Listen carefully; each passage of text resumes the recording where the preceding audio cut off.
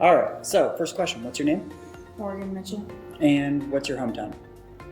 Killeen, Texas. All right, and then what's the story of how you first came to St. Mark's? So my story, I was in the work release and I had just gotten out. And I came for the first Sunday, I think it was like right after Christmas. And my friend Amber and my friends from the work release just said, you should come, because I had just gotten out. And I was intrigued. And that was the time that Pastor Tony had put the song on Fear, I believe that's what it was called. And then after that, I didn't come for a while, and then I got into the jailhouse ministry home and came back. All right. And jailhouse ministry, you're talking about Corey Martin? Yes. His ministry with Don French and Yes. Everybody else who's involved in the Elkhart County Jail Ministry. All right, got it. I got a couple opening icebreaker questions for you. First one is, what are some pastimes or activities that cause you to just like lose track of time? Like, what are some of your favorite hobbies? My favorite hobbies is to sing and spend time with my friends and family. Be around those people that lift me up, and I love going to meetings and hanging out with people that I know that have been through similar situations that I've been through. What do you like to sing? Anything. Anything? You got a favorite genre? Country. Country? Okay, got it. We can get our hats on that. Okay, so I like country, but it's like the older stuff. It's like Dolly Parton, like Willie Nelson, stuff like that. Yeah, so I like country. There's a special place in my heart for that. If you're familiar with the concept of the Sabbath, what are some times when you're like relaxing that will just like instantly recharge your day, just brighten it? Well, on Sundays, like when I was in treatment, I would do meditations, and I am like statements, and then I would just read and get in like a relaxing mode, basically. It's a good way to put you at peace. All right. So now that we've got the beginning questions out of the way, let's dive in. What are some of the contexts that you find yourself in? And by context, I mean like what people groups are you part of? Where do you spend time during the week? What are your communities, family, church families, sports? What are the people groups that you're part of? So I am a part of the NA meetings and AA meetings that take place here in Goshen. Okay. I also really get involved here with Sundays and spend time with people here and people at the work release. And then family, I see them every now and then, but also my other family is right here, so. And who's your other family? Caleb McGillum and Heaven Huffman. Okay. Biological, adopted? No, it's my best friend, and so like they're just very supportive and loving. I've known them a long time, so. Nice. Okay, so next question, and this is the big question. What's the story of where you've come from? The places where I've come from and my story is I was born in Killeen, Texas on January 7th, 1999. I was there for 5 years. My family divorced, my parents divorced. And in that time, I was there. I don't remember much, but the person that raised me had passed away, pretty much. So, she raised me from 1 to like 5 until she passed. So, and that was Margaret. Her name was Margaret, and she passed away and that long after my parents had divorced, and they went their separate ways. We came here to Indiana, and my mom remarried. My mom remarried to a man named Roger Clark, and they were together for 15, 16 years. In that time, I went to school at Elkhart Community Schools. When we first moved here, I was always a part of a church-based family. So You came back in Texas? No, we're in Texas. Got it. We went to Beulah Missionary Church, and we were there for a while, and some family issues had happened, so we went our separate ways in that. And then we went to Sugar Grove, found our way with the same situations, and we just didn't go to church for a while. And then I got into my high school years, and I started drifting away from God and getting into drugs, and other things led to another. And so I'm gonna fast forward a little bit and talk about high school. I was a really good student, and I graduated high school. I ended up actually getting in trouble in high school right as I got graduated. And should I talk about my addiction? It's completely up to you. Okay, this is okay.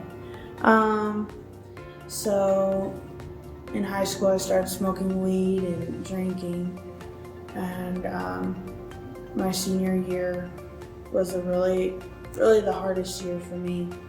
I missed about 58 days of school because of either drinking or smoking weed, and to where I almost failed my senior year and didn't graduate. But from the hard work and everything that I put it forth, after realizing what I had done wrong, I worked my butt off day in and day out to get where I am today, and I graduated. So after that, I got into the wrong crowd of people, and I left home, and that was a bad situation where I couldn't handle it anymore. So I started hanging around people that I thought would get it. And I ended up using methamphetamine. Meth demolished my life. It took literally everything from me. It took me to places like jail and prison, and to where I had to leave the state quite a few times.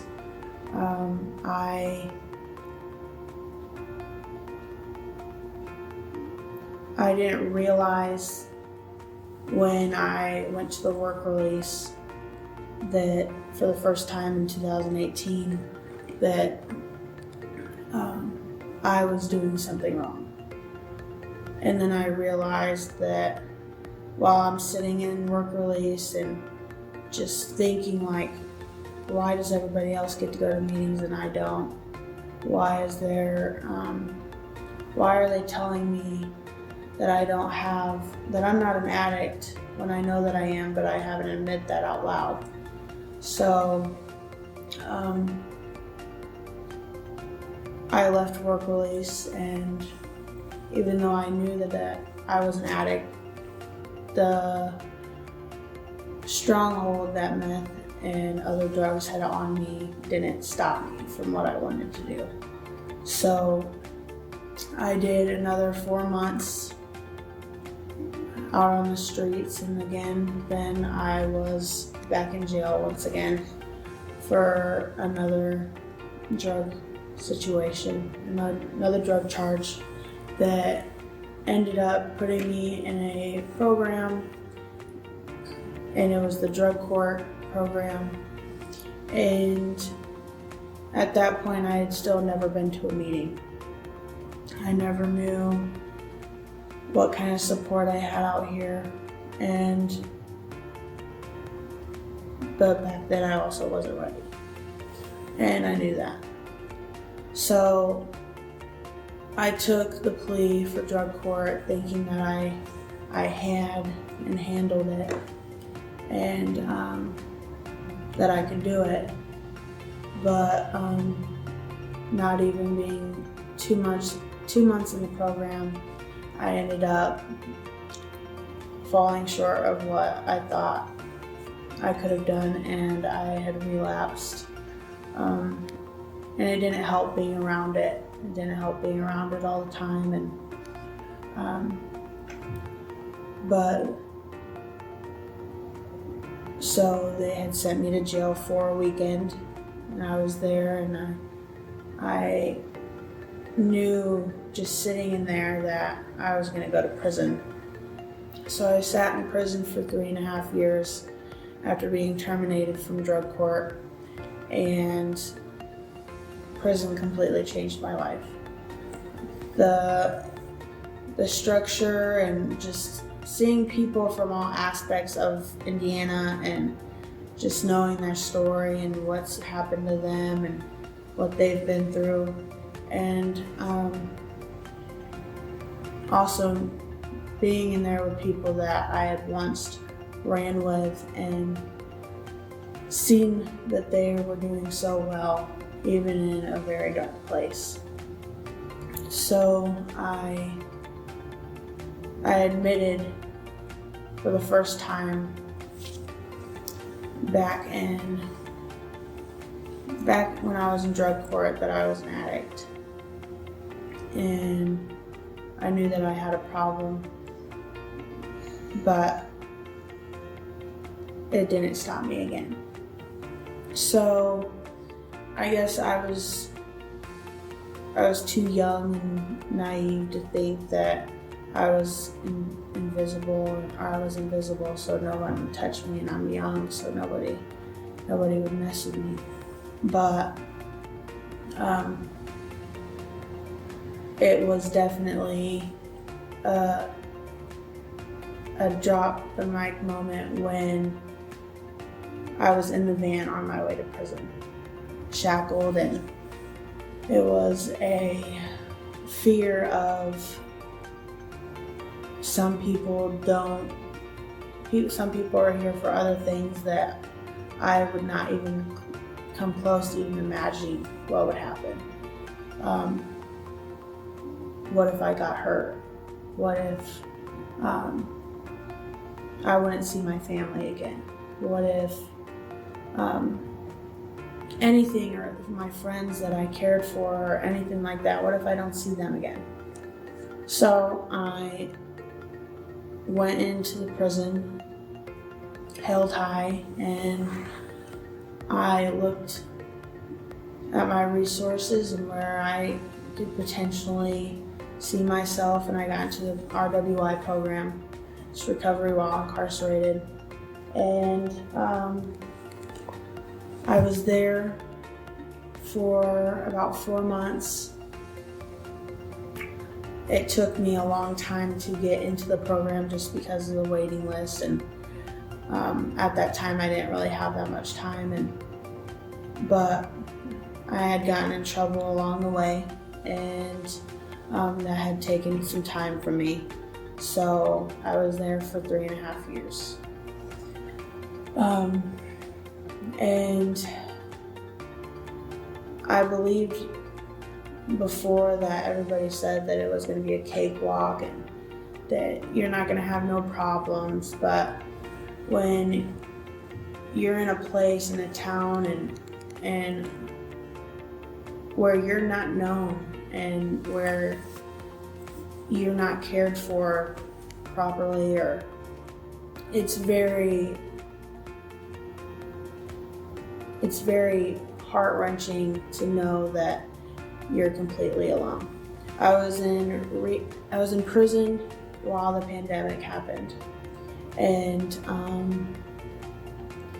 during the pandemic, I was in a room by myself for 6 months in what felt like solitary confinement, and I feel like there was moments where I had seen the devil, and then I also seen God in my dreams, and they're telling me this is where you can go, and this is where you end up. And so I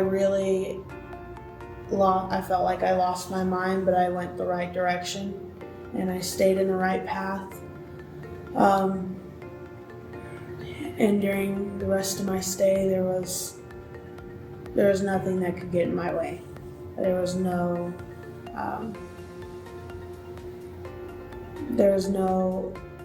guard, no person that could take any more time from me than they already have. And so just telling myself every day, and I would read the NA book just because, it helped me, and it helped me where I knew that I wanted to go and where I wanted to be. And so, and people would make fun of me for that. And it was it's like you want to help somebody so bad, but if they don't want it, then they can't do that. And I feel like my purpose in this world is to help the newcomer, help the new person that is struggling, and so that's where I'm at today. When it comes to that story of where you've been, we pause right there and examine it. I'm curious what your answer would be. Do you happen to know where God was in the story of where you've come from, or is that a little bit of a mystery to you? I believe I know where I believe that he sat me down so I could really figure out what I want for my life, because I went to prison at 18, okay? And either he was gonna show me what my life would have looked like, or where I am today. So, which you experienced while you were locked up and you were having those experiences with both God and Satan, where you were being offered different paths. Yeah. Okay. And I believe that even though I was upset that drug court had sent me to prison, and even though that they gave multiple chances, I also had multiple chances, even though it wasn't what I wanted. I felt like I was being made as a statistic, and I wasn't. It's just when you do wrong, you do wrong, and you pay the consequences for it. And so I'm glad that they sat me down, gave me time to really realize what I've done, and it made me realize that I hurt my family and it hurt my friends, and it just to see them hurt me, and I didn't want to ever have that happen again. So, where's the story of where you are right now? The story of where I am now is I am a year and 4 months clean. Congratulations. Off of methamphetamine, and I am currently in the jailhouse ministry home that Corey Martin and Don French are a part of, and I go to meetings every day. I'm involved with the work release and work release people that are in there, and just my support system's growing. I'm working the steps of NA, and even though it can be difficult at times, nothing ever comes easy. Right. And do you know where God is in your story currently? God is showing me the people that I need to involve myself in, and He's making a clear path for me.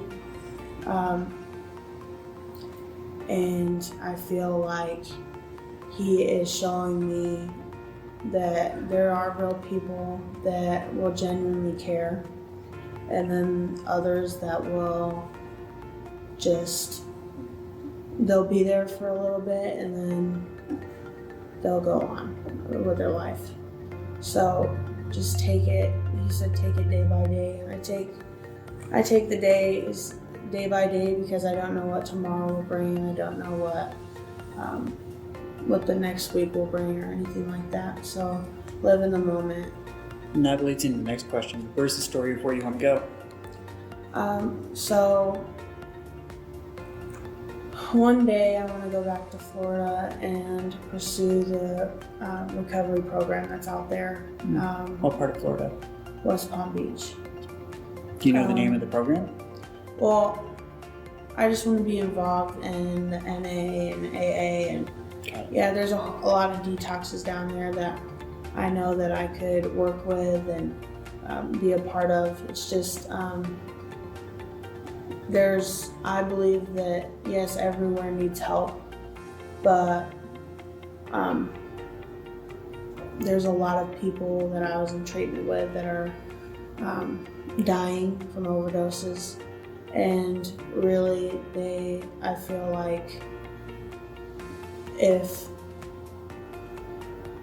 they see all of us reconnected back again, maybe they'll just see that, oh, they're actually doing it. And because once all of us were put down as a statistic, there was a facilitator that said there's going to be only 2 of you out of this entire room of 50 people that will make it. And so really we want to make that not at all true and just make it to where we're all together and we know where we stand and just be a part. And so when you think about your story, that where you've been, where you are, where you're going, those efforts, where you flow and what God has for you, what do you want all of your efforts to lead to? In other words, what do you want God to say when He tells a story about you? What do you want Him to say when He brags about you? What I want God to tell about me is that I was a very bright light, that I may have been given the wrong cards that were dealt at a young age, but against all odds that I had made it, and I was a good person and loving to everybody. I held my arms up with open hands, like just held my arms out for people that I didn't even know, and recently I got baptized on Easter. I rededicated my life to Him. Yeah, when I was little I got baptized, I think. I don't really know, But you wanted to make it. I wanted to make it official. And then once before, when I was in Florida, I had got baptized, and I feel like it was for some of the right reasons, and then maybe a couple wasn't. So, because after that, I really wasn't in a good headspace. And with all of that, those things that you've been through, imagine yourself 3 years from now. What stories do you think God will have told through you in that time? What He would have told to me? What He would have told through you? What do you think you're going to be doing for God in the next 3 years? Like as you follow Him, where do you think He's going to be leading you? Well, You mentioned the Florida thing. I definitely helping people in Florida. Helping people just find who they are. I mean, that's a big step, but or having people see themselves through me and tell them how I see them is a big thing.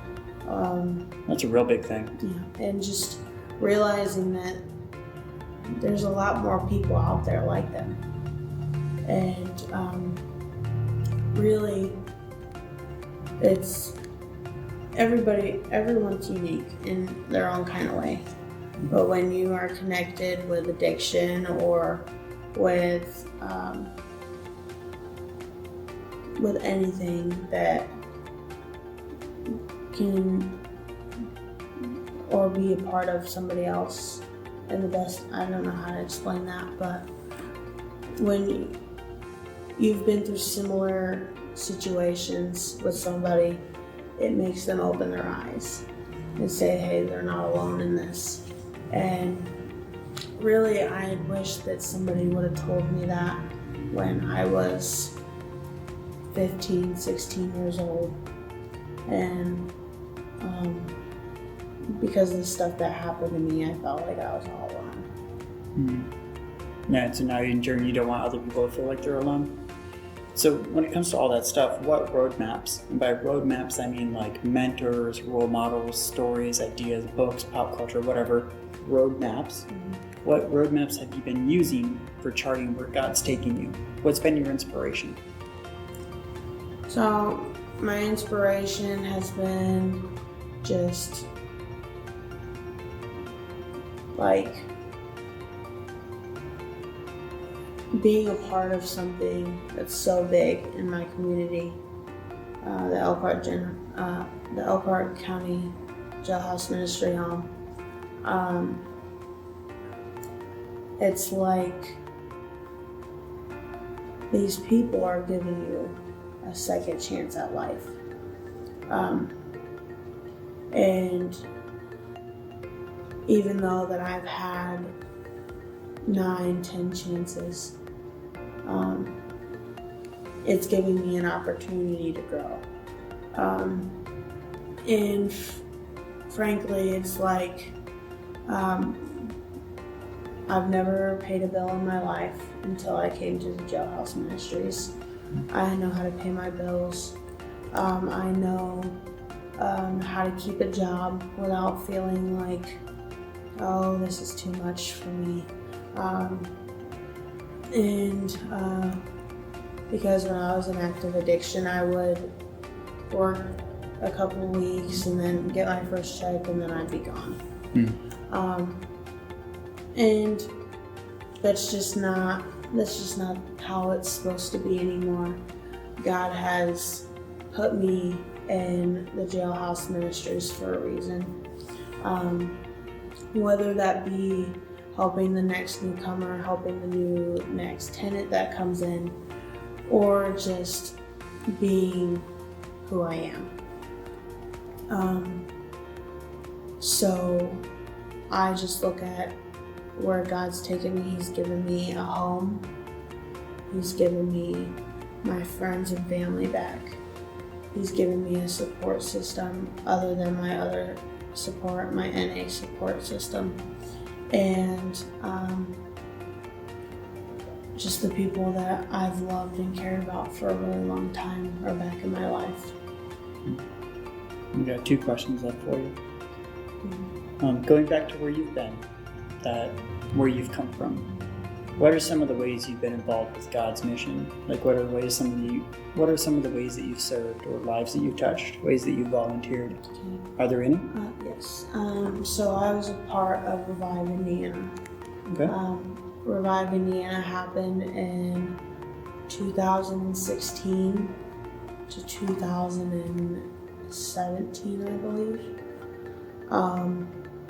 It was all over here in Goshen, Indiana. Goshen to Topeka to Terre Haute to Kokomo and so much more. I traveled with them all around Indiana for some time.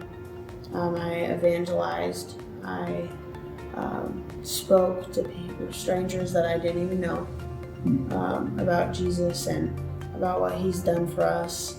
I've also just I've helped at my old church be a missionary when I was maybe about 12 with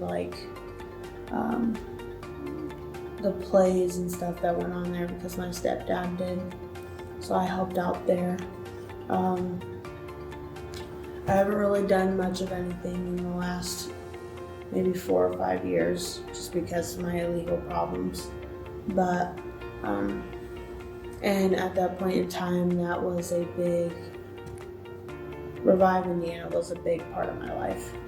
That's when my faith was really strong and really, that was before my addiction and before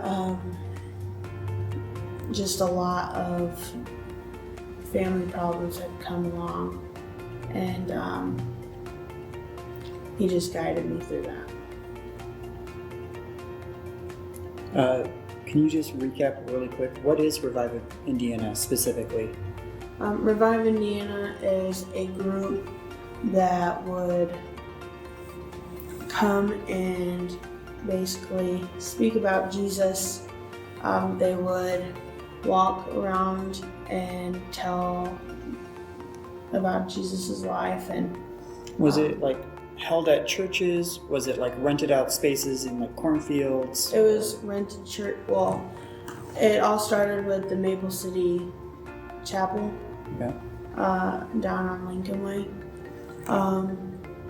It started there, and Kyle Martin was actually the one that brought Revive Indiana to Indiana, and he's originally from here, but he's in Texas now, and he just, I don't know, he's like the vessel of what a movement was. It was a big part for him to come back to his hometown and seek the people in need and help people.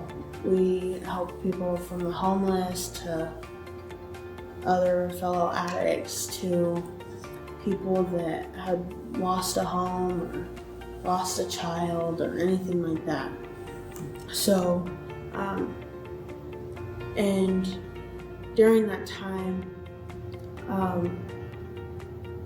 at Revive Indiana, I had a situation happen to me where I was assaulted, not at Revive Indiana, but I was sexually assaulted at 16, and it was a big thing. And like my whole school found out within minutes. And I didn't come out about it for about 2 months after it happened because I didn't know how to handle that, and I've never talked to anybody at that time. But and when this happened, this is when Revive just first came in, and where that whole situation took me was I wanted to end my life at that time because I was getting bullied. I was being hit at school. One day I came home with marks on my face, like I had been scrubbed against the pavement. And so